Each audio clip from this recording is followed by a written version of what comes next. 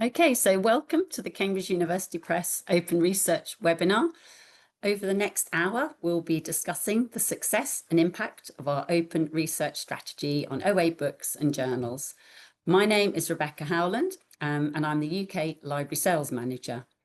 During this webinar, we have 3 speakers, including me, plus a panel of around 7 experts manning the Q&A. Next slide, great. So before we begin, with this Zoom meeting, you're in listen-only mode. So please submit questions through the Q&A. You will be sent a recording of this webinar shortly after the meeting. I really encourage you to ask questions through this Q&A function rather than the chat, and we will aim to answer some as we go and also at the end of each session. And if we run out of time, we'll send you a copy of the transcript of all the questions with our answers. But please do not hesitate to contact us after the webinar should you have any further questions. Okay, next slide, great. Now I'd like to introduce the people presenting today. Denne is our Director of Publishing in academic books and is deeply involved in open monographs. He started his career in book selling and has directed editorial teams for many years. He's going to give you a fascinating insight into what Cambridge University Press is doing with OA books.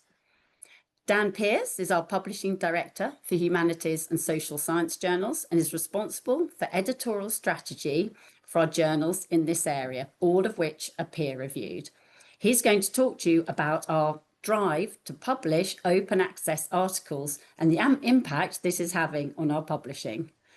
And then behind the scenes, we have a panel, a Q&A panel. We have Natalie Klimas, who works alongside me in the UK Library Sales team and who has been working with JISC on the next generation UK journals deal.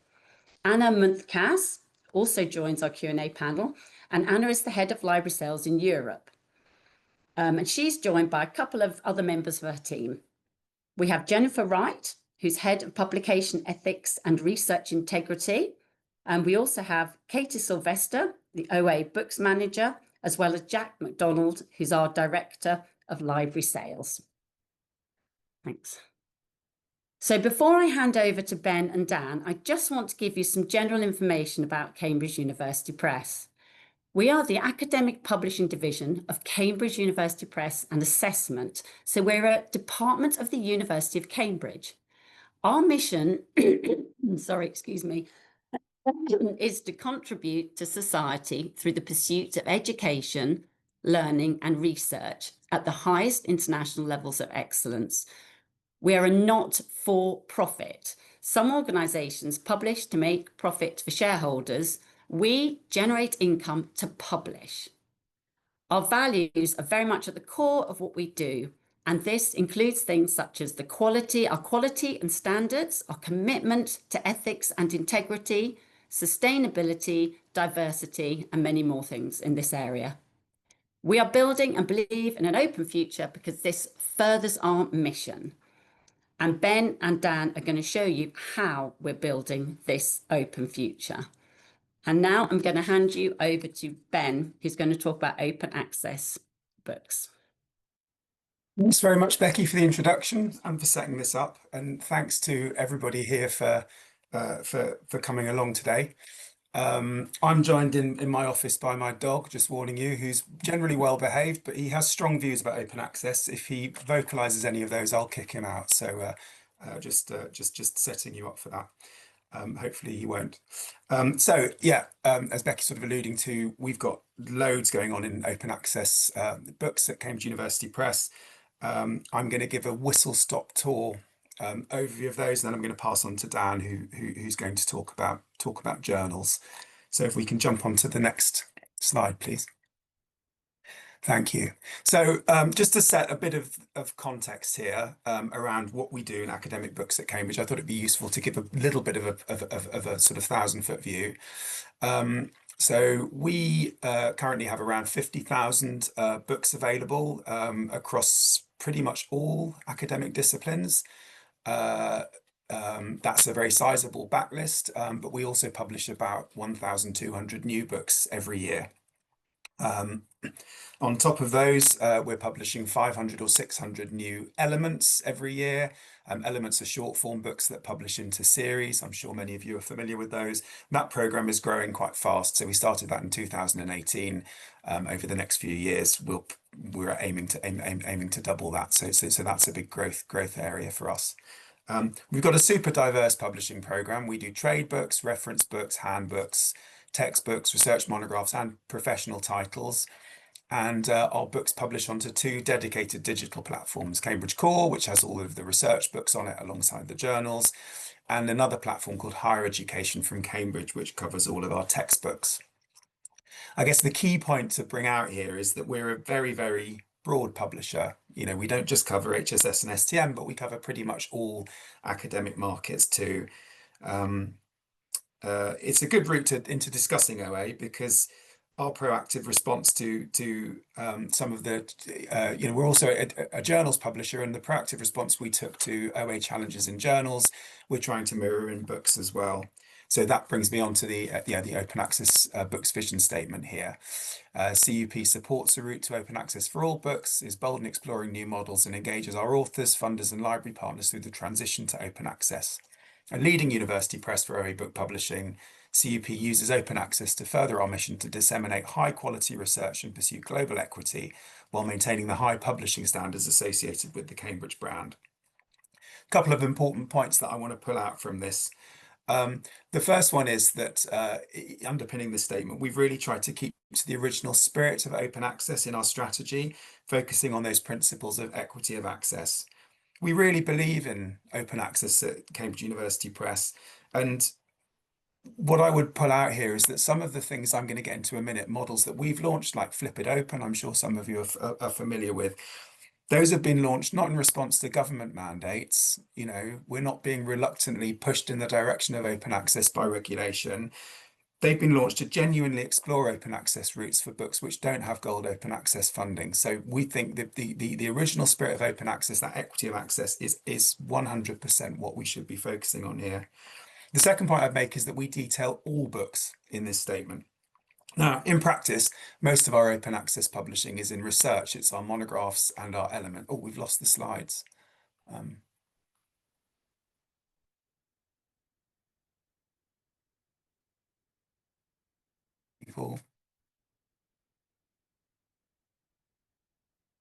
think we've lost the slides there.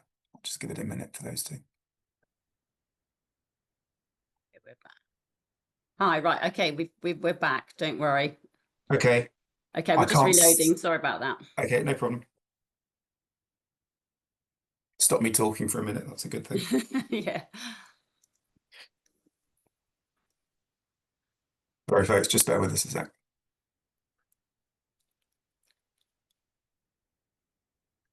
I could probably share my screen. Let me open up.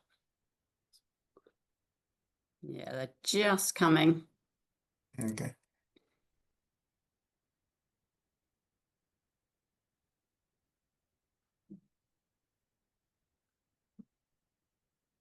Here we go. Yeah, just coming. Fantastic. Thanks very much. So off I go again. So so I was just saying we detail in this statement all books. In practice, most of the open access publishing that we're doing is in research, so it's monographs and elements. But we think it's really important to provide a route to making any title OA, even if it's unlikely in practice. Some books have very high costs associated with them, therefore the corresponding funding that we would need to flip those to open access is quite high.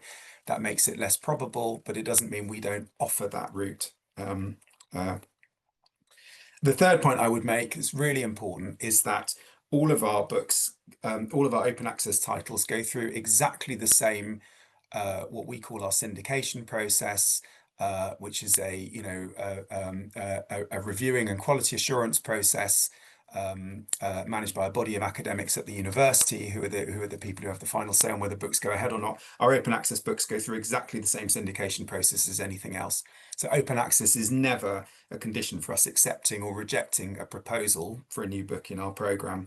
As part of the university and governed by academics from the university, we're held to account on this, and we couldn't compromise on that quality even if we wanted to, and rest assured we don't. But I think that does set us apart, and it's worth bringing out. Can we have the next slide, please? Thank you. So this is our open access books and elements in numbers. I said before that we're a leading university press in open access, and here's how that looks. We've got nearly 500 open access books now available on core, and that number's growing all the time. You can see last year here that we were slightly down on the previous year in the number of books that we published. That's a blip. We expect that number to come back up again in 2025. Sorry, 2026. So broadly, we're doing about 100 books per year, open access. As I mentioned, almost all of those are monographs. That's about 7% of our full front list, but crucially, it's closer to 20% of our monograph count, number of monographs that we're publishing. We've got over 240 elements open access on core now, including several open access only series. Most of these books historically have been gold funded. But to my earlier point, we're also using other models as well now. For the last couple of years, we've been using other models to look at funding books that don't have gold open access funding available, which brings me to the next slide. Can we move on, please? Our Flip It Open program. So some of you may be familiar with this, but for those who aren't, this is an initiative we launched several years ago, and initially with 28 titles, most of which were in the humanities area. A quick run through of how the model works. This is for monographs that don't already have open access funding. What we do is we sell these titles to libraries in all of the usual formats, but we make it very clear that they're part of the program. So libraries buy them in the knowledge that they're in the Flip It Open program and that they will flip to open access as soon as we reach a certain revenue threshold. The idea here was to provide a simple model to make books open access that crucially doesn't require you as librarians to change your purchasing behavior, but makes you active partners with us in facilitating open access. The program's been a real success so far. We've flipped every title in that pilot program. We've seen some really compelling things happen around geographical usage as well that really underpin or support that point I was making earlier about equity of access. The book you can see on the slide here, Rituals, Runaways and the Haitian Revolution, was a very nice early case study. When we flipped this to open, not only did we see the number of countries accessing it triple as a result of making it open access, but we also crucially saw usage of this book for the first time in the Caribbean, including in Haiti. So the area that the book was about couldn't access the book before it was open because there weren't library funds available there. And then that happened. Now, I know some people on this call have been instrumental in feeding into this pilot and supporting this pilot for us. So I just want to take the opportunity now to say thank you very, very much indeed for your support, because it means loads to us, and it's what's enabled us to make this program a success. We're working hand in glove with libraries, and we couldn't do it without you. So thank you. Can we go on to the next slide, please?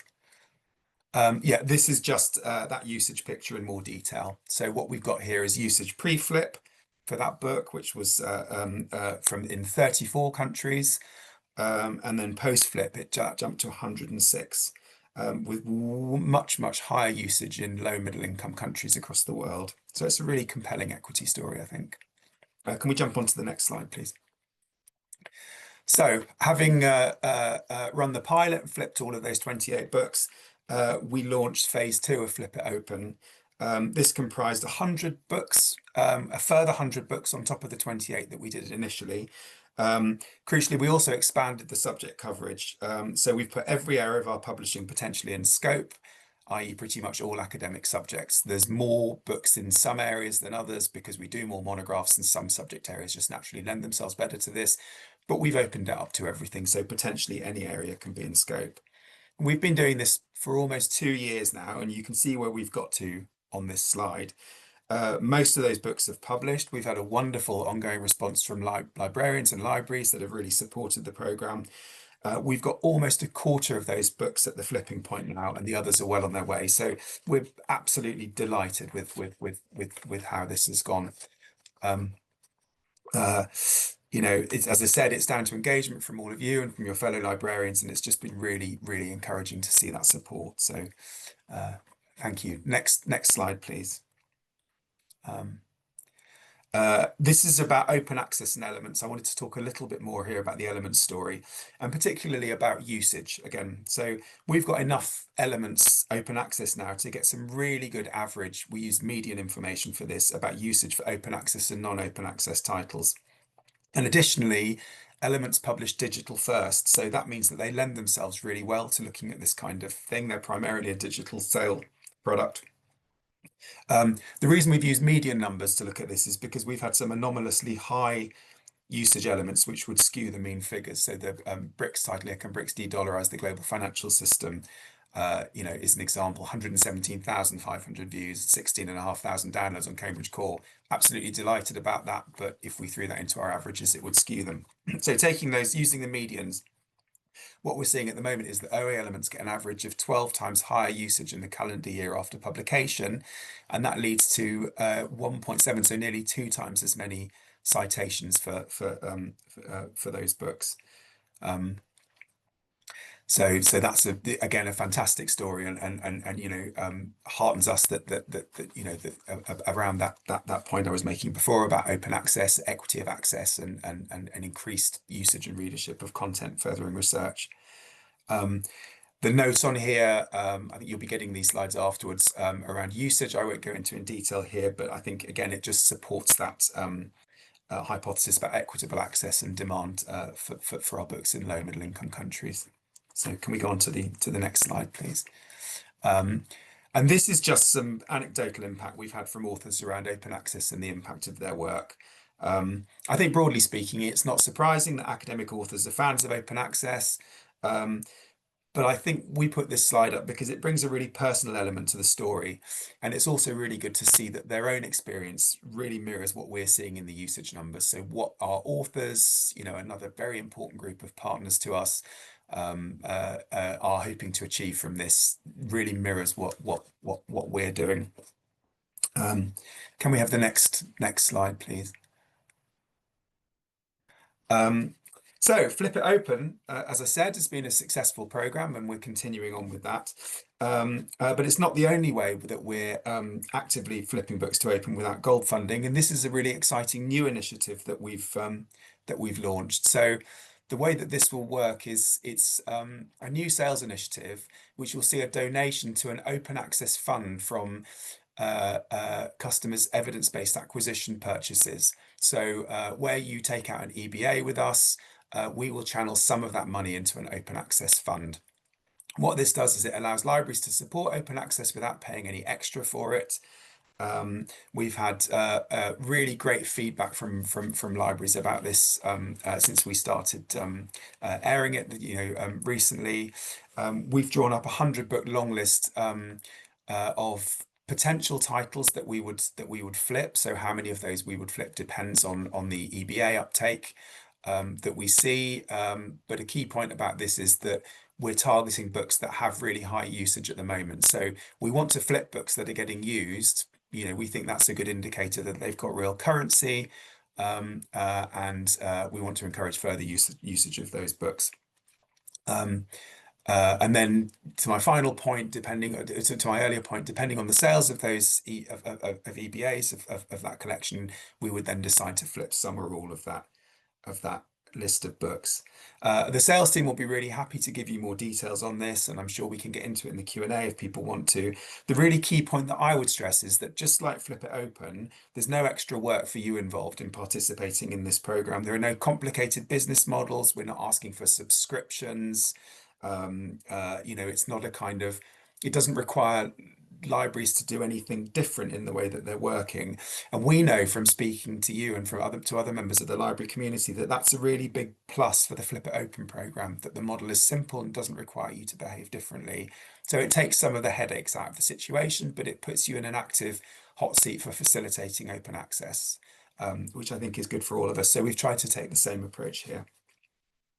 We jump on to the next slide, please. I'm nearly done. Thank you. So this is a bit of a whistle-stop tour of everything. So I hope I'm not moving too fast. But again, just to give you a flavour of everything we're doing, it would be remiss not to touch briefly on retrospective open access. So per my point earlier, we want to offer a route to open access for any book, and that includes books which have published already. We made the decision to start offering retrospective open access for books last year. We've previously only done it for cohorts of titles. So there's a note here about the Scope 3 initiative, where we used some centralized funding to flip quite a large cohort of physics books. But we're now extending that to say that we have a model for offering open access for books that have already published. We see lots of other academic publishers offering a model like this now. We were getting asked about it by our authors, so we felt that we should have that again in that spirit of having a route for all books to be open access. Similar to our overall approach, we've not limited it to monographs, but in practice, our requests so far have been for monographs. So I think that's all from me. Thank you all very much indeed for listening. Thanks to Harry the dog for keeping quiet. And thanks again to all of you for your support and engagement in our books programme, because it really is how we can do the things that I've just talked about. So I'll briefly pause to see if there are any immediate questions, and then we'll hand over to Dan.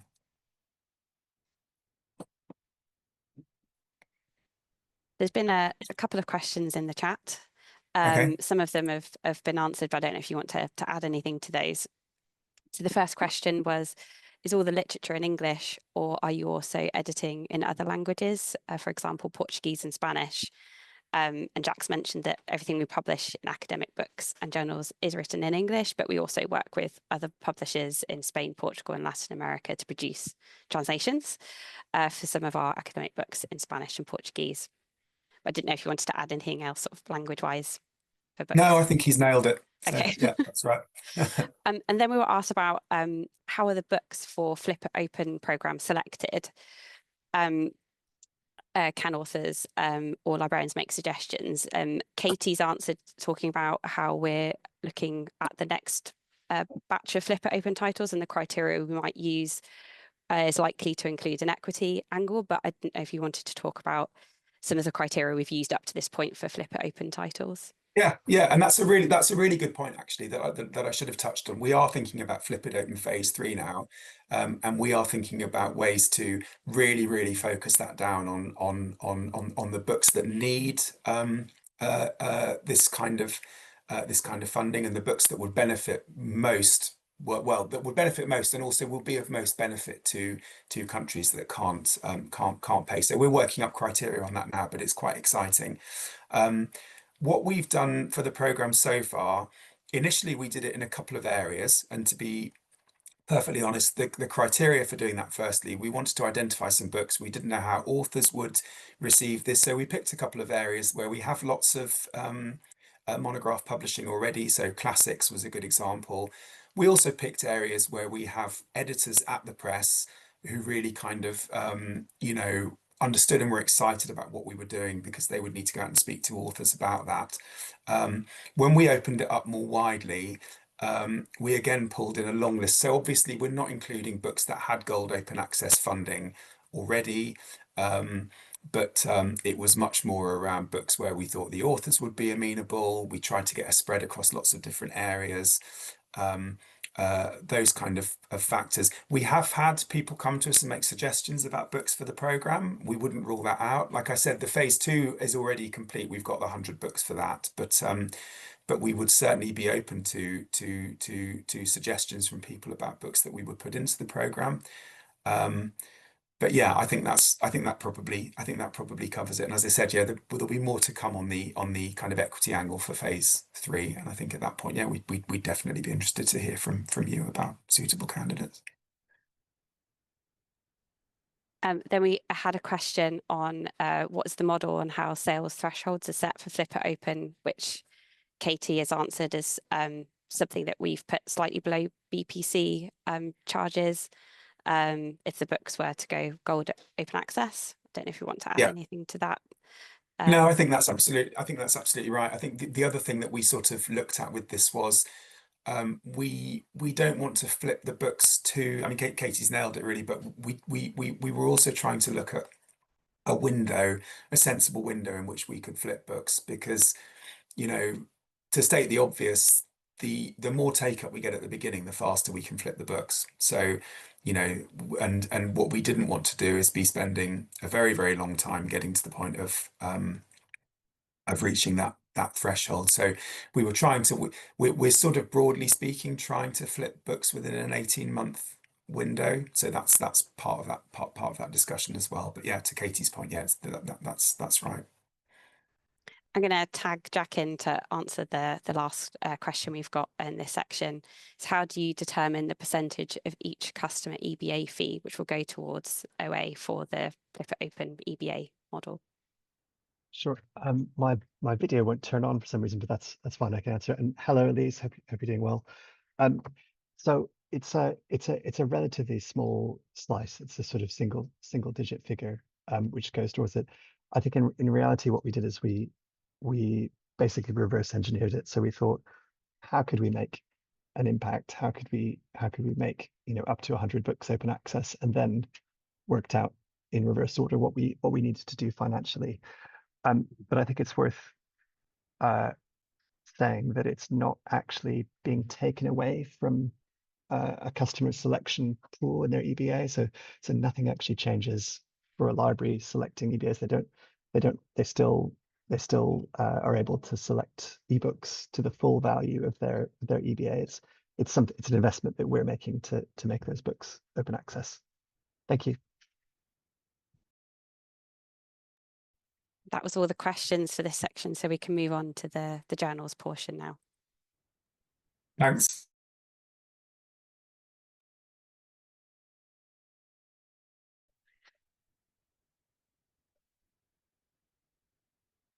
Great. Hello, everybody, and thanks very much, Ben. Thank you, everybody, for being here. I'm Daniel, and I'm going to be talking about open access in our journals program. Thank you for giving me the opportunity to come and share some words. I'll start, I think, with just a few numbers that set the scene in case you're not familiar with our journals portfolio. If we move on to the next slide. At the Press, we're currently publishing 436 journals, so it's a medium-size portfolio, and very intentionally kept at that kind of scale. It's big enough to have certain economies of scale and also to be able to operate on a global level. But it's also small enough that we can continue to really give individual attention to those journals and focus on quality. They're producing about 18,000 articles each year, and that's research articles, and then a similar number of non-research articles, items like book reviews. About 2/3 of the list is humanities and social sciences, which is the side that I look after. And then 1/3 of the list is science, technology, medicine, which my counterpart, Caroline Black, looks after. And also, crucially, 2/3 of the list is not owned by the Press. It's owned by learned societies and academic institutions for whom we publish their titles, and we're really proud of those relationships. If we move on to the next slide, I've assembled a nice sort of arrangement of logos of some of the partners that we work with. We work with about 200 different organizations publishing their titles, and we're really proud of these relationships. And in many of the fields in which we operate, we work with the world's largest member organization for that discipline, at least in the Anglophone world, and it makes a really big difference to what we do.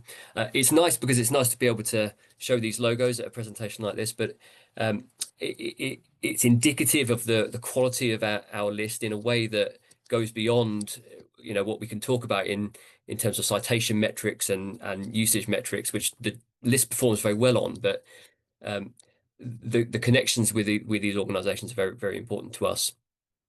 But it's also really important in what it says about us and the way that we operate as a publisher, that these organizations are prepared to trust us with their publishing. It really requires us to foreground in what we do quality, accessibility, equity, and think in financial terms about financial sustainability, not just about profit, to be working with these organizations. So they're a big part of what we are and what we do, and so it's nice to be able to show their logos here.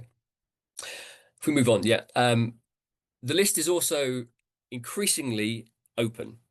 68% of our research articles were open access last year, and that's gold open access. And we're currently at 69% for this year, and we're expecting to cross that 70% threshold by the end of this year. So this chart nicely shows that progress over the years, increasing proportions of our list becoming open.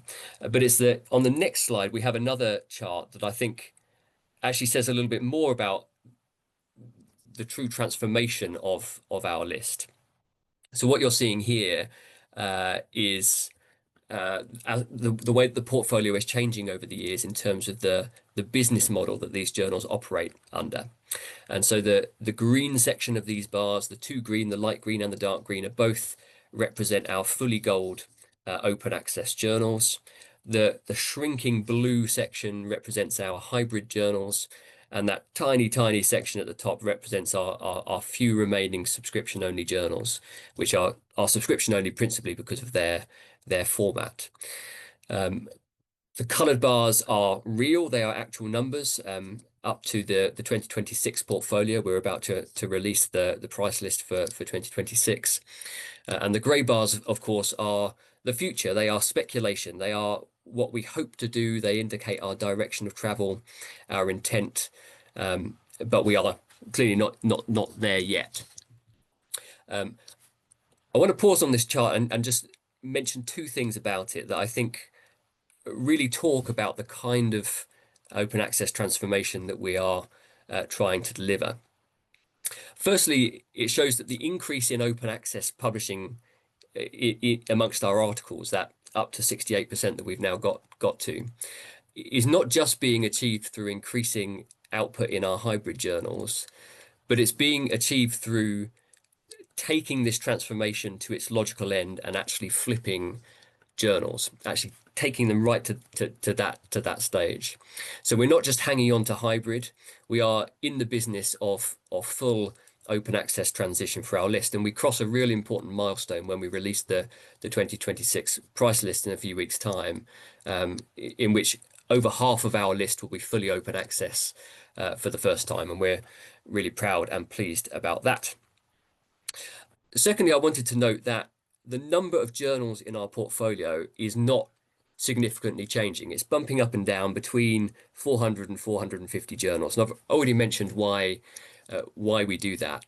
We are not radically scaling up our list in pursuit of APC funding or open access funding, because we want to focus. In fact, it's constitutionally necessary for us to really focus on the quality of what we're producing. So we're keeping the list at the same size. We're also not achieving this open access transformation by just launching lots of new open access journals. We are launching some new journals where we think they are absolutely necessary academically, but really we are in the business of transforming our existing list and really flipping these journals. So that gives you a flavour of the kind of transition that we're trying to make. We are in the business of transformation. We want to be a fully open access publisher for our journals.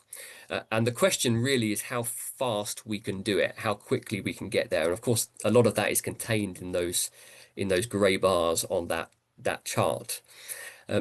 As we get into the second half of our list, naturally, it becomes more difficult. These are the journals that are going last because they are the most difficult for us to flip for a variety of reasons.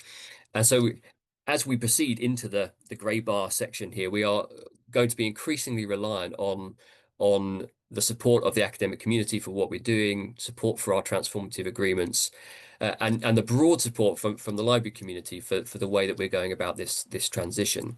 And that, of course, means you.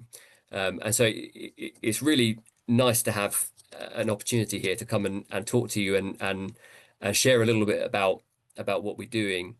And I want to talk particularly about the way we're going about this transition, and particularly about what your support is allowing us to do, and what the money that you are spending with us, what we're doing with it in order to return the highest possible impact for the for the academic community. So I'll say a few words on that if we move to the next slide. Daniel, may I just interrupt you? Yes. There's a question that's come in that might actually benefit from answering live. The question is, what is research open in the publishing model transition? So yes, okay. Thanks, Kerr. So research open is a model that we use when we flip a journal for its research content, its research articles, but not for its non-research content. It's book reviews principally, and it's a mechanism that we're using to allow us to take journals that otherwise would really struggle to flip because that non-research content isn't funded for open access publication. So they would be stuck as hybrid journals. It allows us to flip them whilst also allowing them to continue publishing that non-research content. So there is a discounted subscription price for that non-research content, but the research is fully open access. I hope that answers the question. Thanks, Kerr. wonderful. Thanks, Daniel. So where was? Oh, yes. Okay. So the first thing I wanted to talk about in this section is about equity. The biggest obstacle that we have to our open access transition at Cambridge is author equity. We intend to publish every author who meets the peer review standard. We want to publish the best research, whoever is producing it, wherever it's coming from, and however that author is funded, or however that research is funded. And it's difficult to do that through an open access transition when there's so much disparity in the way that different scholars in different regions, in different subjects are funded. And this is, of course, one of the key issues with open access. Transformative agreements have been really crucial in allowing us to cut through that complexity. And it's brought thousands and thousands of scholars from a broad range of institutions, large and small, research focused, teaching focused, across all disciplines, including, my area, the humanities and social sciences, into a form of open access funding that is much more broadcast and much more reliable than simply asking people to pay APCs out of their research grant funding. So it's been really critical to delivering the sort of pace of transition that you've seen in those charts, and it's going to continue to be really critical as we move into the future. The point being here really that the pace of our flipping really directly correlates with the support that we are receiving for our transformative agreement program. We've received enormous support for it, and this is an opportunity to thank you all, anyone who has a transformative agreement with us, for working with us with this model. It's allowed us to deliver these flips that we've delivered. We want to increase that pace. We want to get to the end of our list, and so that will continue to rely on your support. Just in addition to this, that we recognise that transformative agreements are never going to reach every scholar. So we have a number of other different models that we're operating as well. We allow APCs where individual authors do have research funding. We have the Cambridge Open Equity Initiative, which is making open access funding available to scholars in the Global South. And we have the Research Open model, which we've already talked about, that is allowing us to bring journals through to open access, even if they have a lot of unfunded non-research content.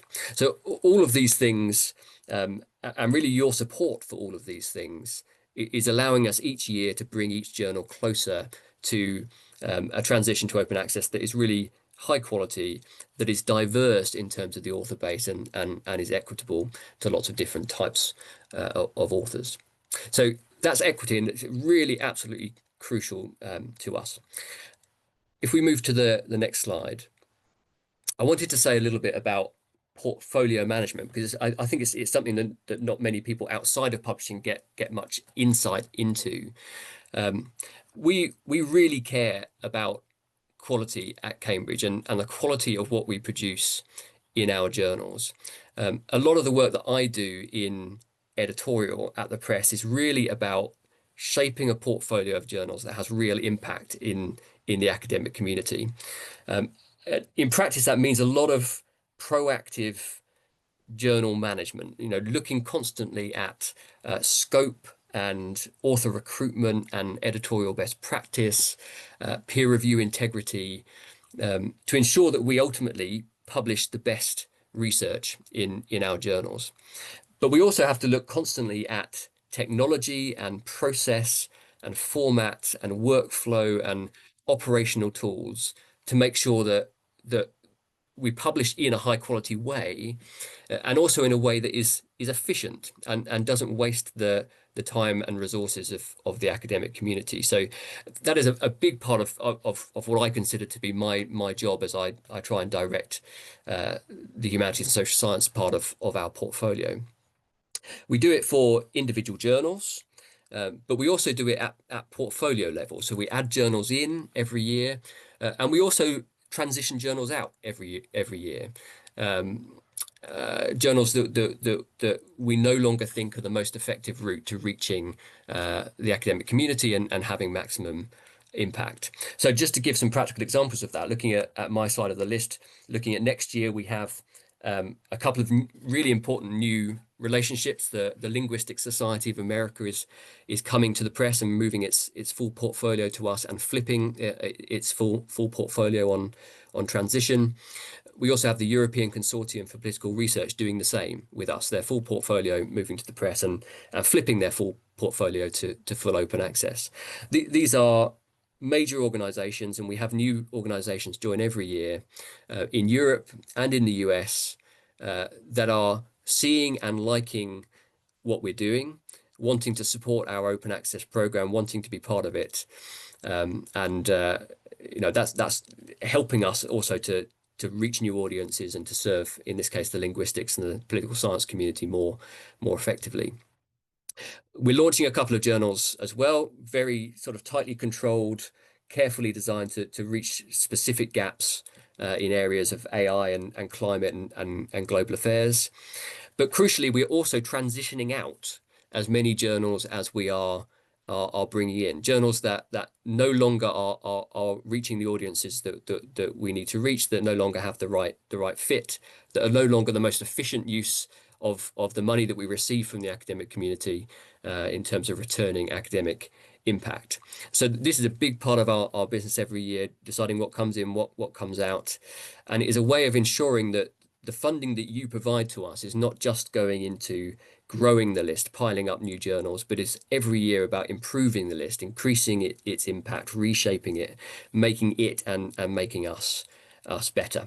So that's portfolio management. Again, a really important part of what we do and our quality proposition. If we move to the next slide, I'll speed up a little bit. This is digging in a little bit further, but a really major focus for us, especially at the moment, is around peer review. Peer review is absolutely foundational to our quality. Many of you will know that our journals reject far more submissions than they receive, and they do that through a commitment to robust and fair and anonymous peer review. But it is getting harder to do that well every year. A lack of time in the academic community, pressure on scholars to publish at any cost, changing technologies are all producing both the incentive and the means to sort of circumvent peer review or try and get around it to undermine peer review. And I'm talking about the use of AI in authorship, the growth of paper mills in producing false research outcomes, the increasing complexity of identifying authors as our author base diversifies, the tension between anonymity, which is so critical to peer review, but also a desire to be open and transparent about our decision making and fair in that process, evolving standards of data replication, etc. These are all new challenges that we are that require a lot of engagement and a lot of sort of complex work on workflows and operational tools, lots of training of reviewers and editors as well, and lots of oversight. And so this is really foundational to us. It's really critical to our quality proposition, and it's a big part of where we are investing in our portfolio. And of course, we have Dr. Jen Wright on the panel here. If you want to ask any particular questions, she heads up our publishing ethics and research integrity team. Finally, on the next slide, I wanted to say a few words about author navigation, really. Open access has brought a lot of good things to authors. We're not quite seeing the 12 times usage that Ben was able to quote for our books, but we are seeing around 3 or 4 times usage for our open access articles relative to our subscription articles, and we're seeing a citation bump as well.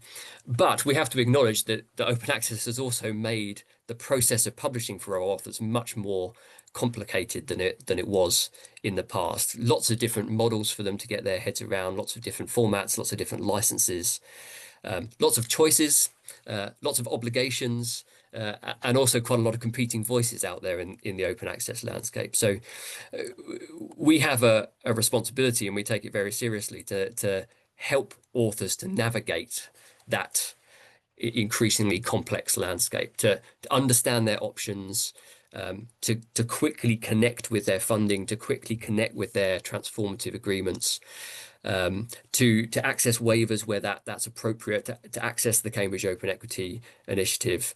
And we've poured quite a lot of investment into this. Again, a lot around tools, a lot around personnel as well, people actually on the ground to help authors through the process.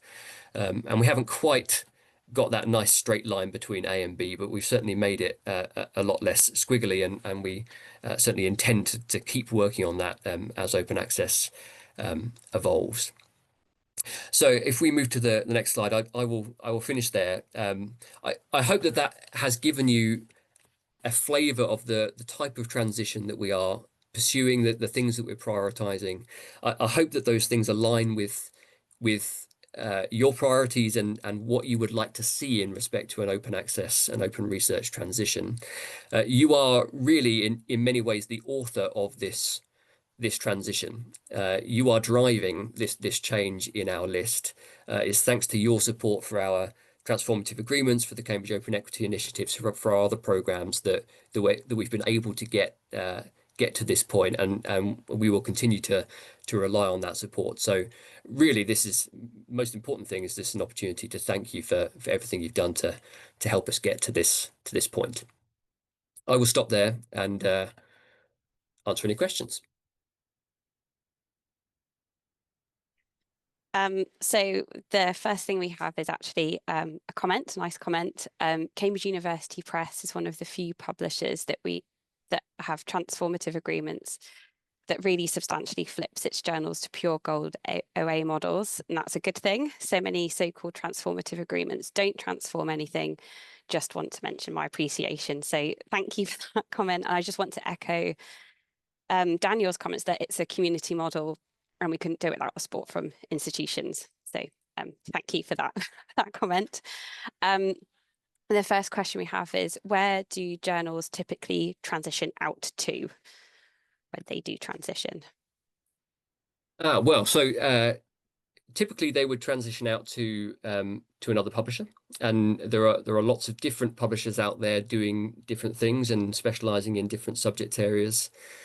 So we have a number of journals this year moving out to Liverpool, to Liverpool University Press, to Edinburgh University Press, to De Gruyter. Usually they transition out to other not-for-profit publishers, but that's not always the case. It really just depends where that journal fits. And sometimes the journals close if the journal is no longer reaching an audience, or is in a field that cannot sustain it, or cannot sustain the number of journals in that field. So we're prepared to make those choices when those choices are necessary. And then a follow-up question: would you transition out OA flipped journals? We would, in principle. We have no reason not to transition out OA flipped journals. I think we are doing a lot less of that. There are fewer publishers who are working with the kind of model that we're working with. Particularly, my expert area is in humanities and social sciences, and there really aren't many publishers out there who are flipping journals to full open access in that field. So we are hanging on to most of those, but there is no principled reason why we would not transition out an open access title. That was all the questions that we had on the Q&A so far, unless there's any other last minute questions that people are desperate to ask.